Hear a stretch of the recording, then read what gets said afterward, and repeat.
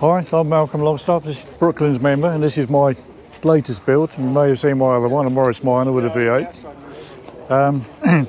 This one is a car I bought that I shouldn't have bought because I put it in my garage and it absolutely fell apart. Chassis went, I had only one rear stub axle, or half shaft. The engine wouldn't look too clever, the gearbox was gone. So rather than scrapping it, I put an MGB 1800 engine and overdrive box in, together with the rear axle. It's got MG front discs, which I've put on the original stub axles, TR2 front wheels, TR6 rears, and the hubcaps come from IKEA. Principally some were £3 each and they're held on with magnets. I've deleted the sunroof because it's impossible to get panels. I bought an English wheel and made a new panel to weld in.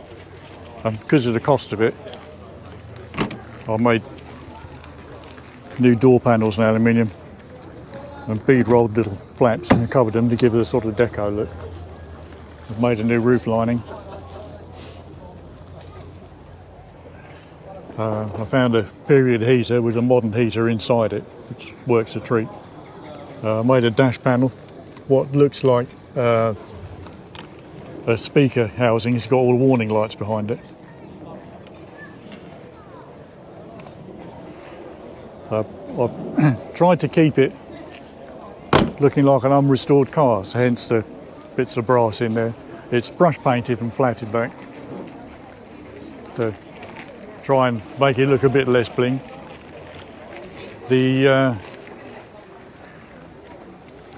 This fire extinguisher actually fills a radiator. It's piped down and through and comes up into an aluminium rad which is inside the original housing to give the cooling.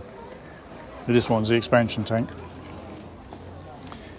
The little A piece on here came off a rover of some sort found on eBay, and I had to just blister the front, the bonnet to clear it.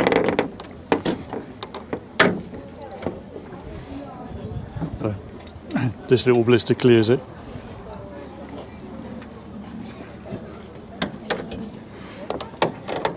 And there's two MGB air filters back to back with a little cold feed on this side of the bonnet.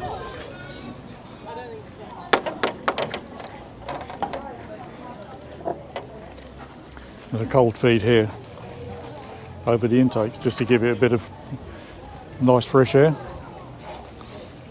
And it'll cruise at 65 all day long. Nice, but anything much more than that and the wind noise is too much. The gearbox was one of the worst things to get in, being really long because it's an overdrive gearbox. So I had to make a whole new centre chassis section and replace the outer chassis because it was completely rotten. New floors throughout, new transmission tunnel because obviously that didn't go over the original. The gear levers come out in a fairly convenient place, and I just had to move the handbrake backwards. The steering and everything else is all as original. On the back, these are Triumph Renown side lights, which I reshaped and fitted from the indicators. These are replica Model A's on a little cone that's actually an exhaust adapter. These are made in billet. And I moved just got a new fuel tank inside, and I've moved the fuel filler through the centre of the spare wheel. I've made a flat cover on it.